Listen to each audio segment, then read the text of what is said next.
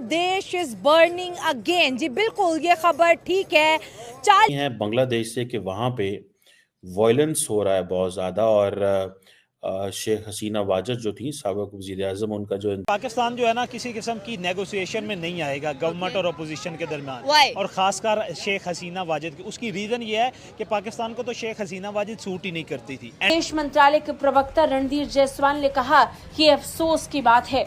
इससे आप सब उम्मीद करते हैं आप सब बहुत अच्छे होंगे। दोस्तों, आज का वीडियो काफ़ी शानदार होने वाला है, क्योंकि आज हम बात करने वाले हैं शेख हसीना के बारे में, जो कि बांग्लादेश की पूर्व प्रधानमंत्री थी, और उनके साथ क्या हुआ था 6 महीने पहले ये आप सबको मालूम होगा।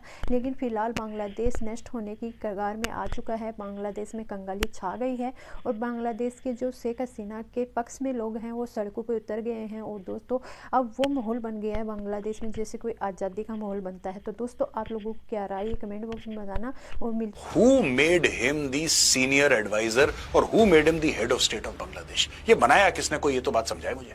ये जब भी सड़क पे आते हैं, क्योंकि बांग्लादेशियों की एक आदत है, दे लव टू प्रोटेस्ट। ये अपने ही देश को जला रहे हैं, and they are not able to understand one simple thing, that Mohammad Yunus is using this to stay in power longer. माहौल है ही नहीं इलेक्शन का। क्यों नहीं है भाई इलेक्शन का माहौल? Is he saying that the Bangladeshi people are immature and they don't know how to select leaders? लेकिन ये बिक चुके हैं। American money has managed to buy Jamaat Islami. There is a secret deal between Shehbaz Sharif government and the Modi government. Anti Pakistan अगर आप लोग कह लें कि एंटी पाकिस्तान थी, वही नैरेटिव था शेख हसीना वाजिद का, जो कि पाकिस्तान के लिए इंडिया का था। मिले तो पहले ही से थे, लेकिन दोबारा मिलके ये बसों में आग लगाना, मारपीट करना, दंगा फसाद करना, उनका घर था जो बाद में म्यूजियम में कन्वर्ट हो गया था, उस पूरे घर को फूंक दिया। मोहम्मद यूनुस को टीना एक कॉल देती है। शी सेज रोड ब्लॉक करो, तुम्हारी आवाज सुनाई देनी चाहिए। जो मोहम्मद यूनुस है और उसके गुर्गे हैं, उसने बांग्लादेश को ऐसे घेर के रखा है, ऐसे जकड़ के रखा है। उनकी इस जकड़न से, इन जंजीरों से तुम्हें उभर के आना है। जंजीरें तोड़ दो, सड़क पे आ जाओ। शेख हसीना ये कहती है, वहां पे दूसरी पार्टी बांग्लादेश नेशनल पार्टी और साथ में जमात इस्लामी दोनों मिल जाते हैं। मिले तो पहले ही से थे, लेकिन दोबारा घर है उसको जला दिया गया है। कहा जा रहा है कि हजारों लोग जो हैं वो शेख हसीना वाजिद के इस एंसेस्ट्रल घर में घुसे और आग लगा दी, और वो अपने बहुत सारे जो प्रोटेस्टर्स हैं उनको सोशल मीडिया पे जो है वो खिताब कर रही थी, और उन्होंने कहा कि अगर उन्होंने दोबारा वो जिसे कहते हैं ना स्पीच की, तो वो उनका फैमिली हाउस भी डिस्ट्रॉय एंड डिमोलिश कर देंगे। सो ये इस वक्त हालात हैं। इस वायलेंस से क्या ऑप्टिक्स निकलते हैं, इस वायलेंस से क्या सिचुएशन इमर्ज होती है, ठीक है जी, दुनिया में क्या पैगाम जाता है। अब शेख मुजीबुर रहमान के घर को आप जला देते हैं, ठीक है जी, म्यूजियम बना दें, क्या कर देते हैं उसको, और वो सब जला दिया जाता है।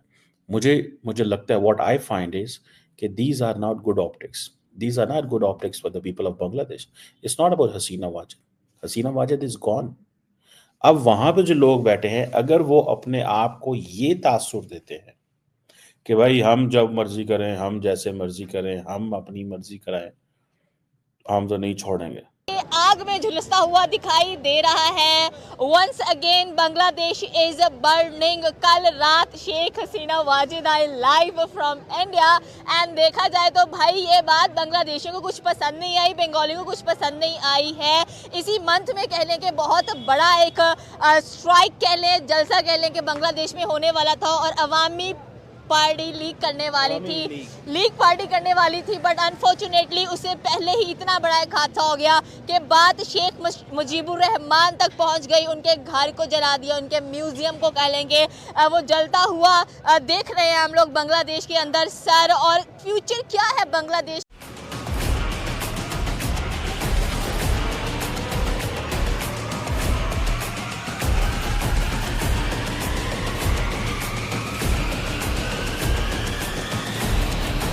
बांग्लादेश के हालात खराब हैं।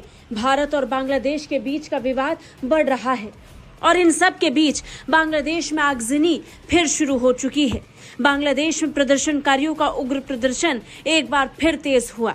शेख हसीना की पार्टी अवामी लीग जहां प्रदर्शन की तैयारी कर रही थी, वहीं इसके उलट बांग्लादेश में अवामी लीग के विरोधियों ने जबरदस्त हंगामा काटना शुरू कर दिया।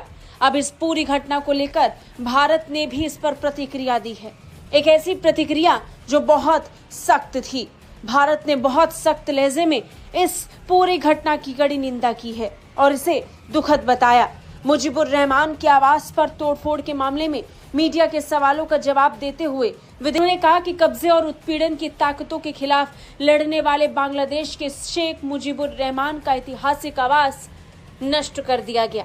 उन्होंने अपने बयान में कहा कि जो लोग बंगाल पहचान और यहाँ के गौरव को बनाए रखने वाले स्वतंत्रता संग्राम को महत्व देते हैं, वो बांग्लादेश की राष्ट्रीय चेतना के लिए इस आवास के महत्व को जानते हैं।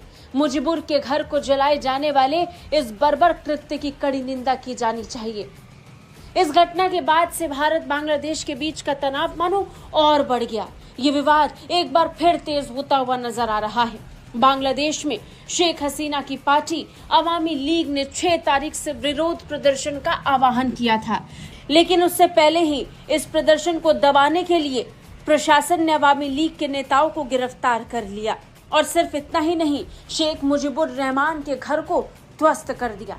यहाँ बुलडोजर ले जाकर घर को गिराने की कोशिश हुई, आगजनी हुई। तस्वीरें बहुत कुछ बता रही थी। दरअसल शेख हसीना ने ऑनलाइन संबोधन में अंतरिम सरकार के मुख्य सलाहकार मोहम्मद यूनुस पर लाशों पर से गुजरते हुए सत्ता हथियाने का आरोप लगाया था।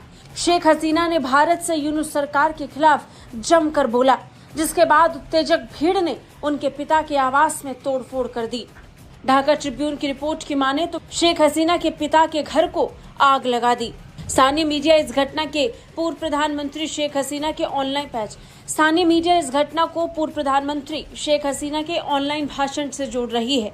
सोशल मीडिया पोस्ट में शेख मुजीबुर रहमान के धनमंडी 32 स्थित आवास की तरफ बुलडोजर जुलूस का पहले आह्वान हुआ और उसके बाद आगजनी, जिसके बाद भारत भड़का हुआ है। ब्यूरो रिपोर्ट, भारत तक।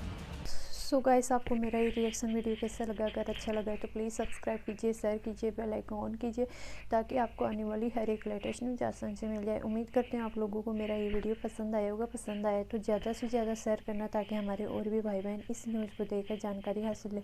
जैसा कि आप लोगों ने देखा होगा कि बांग्लादेश में 6 महीने पहले शेख हसीना को वहाँ से भगाया गया था। शेख हसीना के विरोध में लोग खड़े हो गए थे और दोस्तों शेख हसीना के साथ क्या क्या किया गया था आप लोगों ने जानते हो। लेकिन फिर शेख हसीना ने भारत में शरण ली थी और भारत में आकर अब भारत और अमेरिका शेख हसीना के पक्ष में खड़े हैं और बांग्लादेश में अब